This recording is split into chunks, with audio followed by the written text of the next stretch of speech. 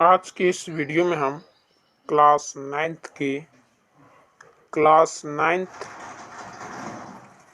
के हिंदी हिंदी किताब दूसरा यानी कि बुक नंबर 2, ठीक ना, बुक नंबर 2 यानी कि कृतिका बुक, ठीक ना, हिंदी के कृतिका बुक से टर्म 2 में जैक बोर्ड एग्जाम जो होगा उसमें टर्म 2 में जो क्वेश्चन आएगा कृतिका बुक से, ठीक ना, कृतिका बुक से 2 चैप्टर से क्वेश्चन आएगा। पहला ये रीढ़ की हड्डी, पहला क्वेश्चन आएगा रीढ़ की हड्डी से और दूसरा आएगा माटी वाली चैप्टर से आएगा क्वेश्चन।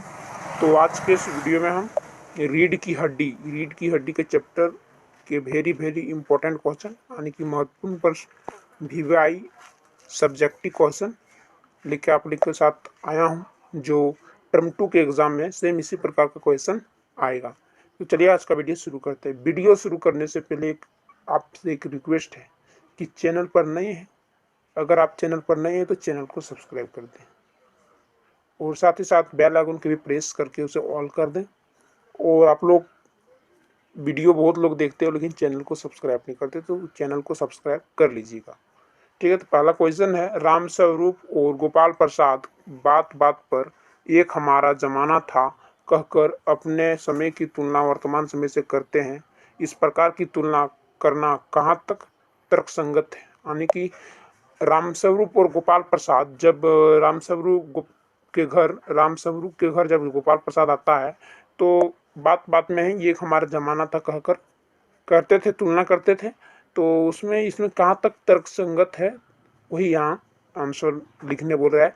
तो इसका जो आंसर होगा राम स्वरूप और गोपाल प्रसाद का अपने ज़माने की तुलना वर्तमान समय से करना कुछ हद तक तो उचित है, किंतु उस जमाने की अपेक्षा आज का युग आधुनिक उच्च तकनीकी शिक्षा, खेल और जीवन शैली के सहारे विकास की ओर अग्रसर है। अतः वह बीता हुआ जमाना याद करना विकास की गति पर विराम लगाने की दिशा में लेता चला जाएगा। यानी कि वो जमाने में कहता था कि एक पैसे में 4 कचौड़ी मिलती थी, ठीक है, एक पैसे में 4 कचौड़ी। जब आप लोग ये कहानी को पढ़ेंगे तब आप लोग को समझ में आएगा कि एक पैसे में 4 कचौड़ी मिलती थे उस सबके ज़माने में। यानी कि विकास की जो है उसको मंद करने के लिए उन्होंने विकास की गति को विराम करने की दिशा में बात तक चला गया, ठीक।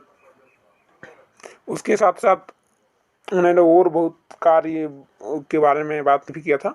अब चलते अगला क्वेश्चन की ओर, ये आप लोग नोट कर लीजिए। राम स्वरूप का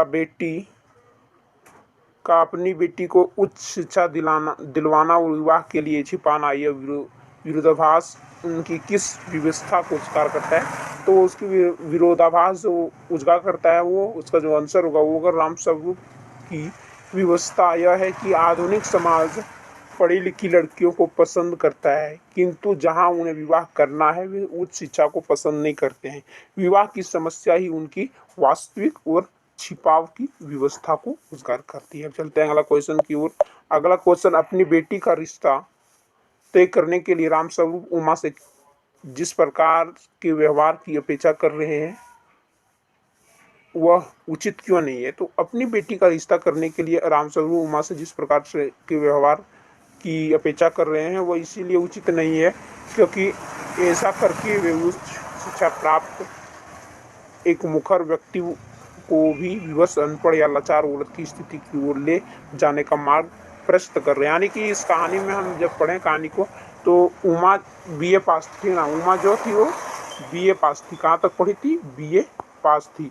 लेकिन उसके पिताजी बोलते थे कि ये मैट्रिक तक ही पढ़ा है, यानी कि उसकी पढ़ाई को छुपाते थे। अब चलते हैं अगला क्वेश्चन की ओर। अगला क्वेश्चन, गोपाल प्रसाद विवाह को बिजनेस मानते हैं और राम स्वरूप अपनी बेटी की उच्च शिक्षा छिपाते हैं। क्या आप मानते हैं कि दोनों ही समान रूप से अपराधी हैं? अपने विचार लिखें। तो यहाँ विवाह को बिजनेस मानना गलत है, अतः गोपाल प्रसाद अपराधी है। गोपाल प्रसाद क्या है? अपराधी है। किंतु किसी की उच्च शिक्षा को छिपाना कोई अपराधी नहीं है, यह तो व्यवस्था हो सकती है। अतः मेरे विचार से राम स्वरूप अपराधी नहीं है। राम स्वरूप इसलिए अपराधी नहीं है क्योंकि उसके पास व्यवस्था था, उसका मजबूरी था कि बीए पास लड़की को बीए पास लड़की को मैट्रिक कर देना, मैट्रिक तक पढ़ाई कर देना। उसकी मजबूरी यह थी कि क्योंकि जिसके साथ वो संबंध जोड़ना चाहते थे, शादी करवाना चाहते थे, वो चाहता था कि कम पढ़ी लिखी लड़की हो, खूब से खूब मैट्रिक पढ़ी लिखी हो, इसीलिए वो व्यवस्था के कारण उसको छुपा देते थे। अगला क्वेश्चन है, आपके लाडले बेटे की रीढ़ की ही भी है या नहीं? उमा इस कथन के माध्यम से शंकर की किन कमियों की ओर संकेत करना चाहती है? तो इसके आंसर की ओर चलते हैं।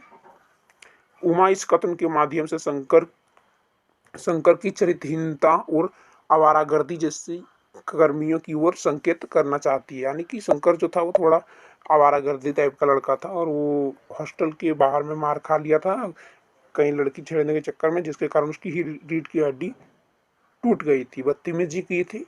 तो अगला क्वेश्चन, शंकर जैसे लड़के या उमा जैसी लड़की समाज को किससे व्यक्तित्व की जरूरत है? तर्क सहित उत्तर दीजिए। तो इसका आंसर होगा, समाज को उमा जैसी लड़की की व्यक्तित्व की आवश्यकता है, क्योंकि स्पष्टवादी, दृढ़ निश्चय और साहसी व्यक्तित्व व्यक्तित्व ही सामाजिक जीवन को सही दिशा दे सकता है। अगला क्वेश्चन, रीढ़ की हड्डी शीर्षक की सार्थकता सार्थकता स्पष्ट कीजिए। सार्थकता क्या है, स्पष्ट कीजिए। तो रीढ़ की हड्डी शरीर के संतुलन को बनाने में प्रमुख भूमिका निभाती है। रीढ़ की हड्डी विचारों का भी प्रतीक है। जिसके विचार ही दृढ़ नहीं होंगे वह जीवन के किसी भी क्षेत्र में कमजोर सिद्ध होगा। अगला क्वेश्चन, कथा वस्तु के आधार पर आप किसे एकांकी का मुख्य पात्र मानते हैं और क्यों?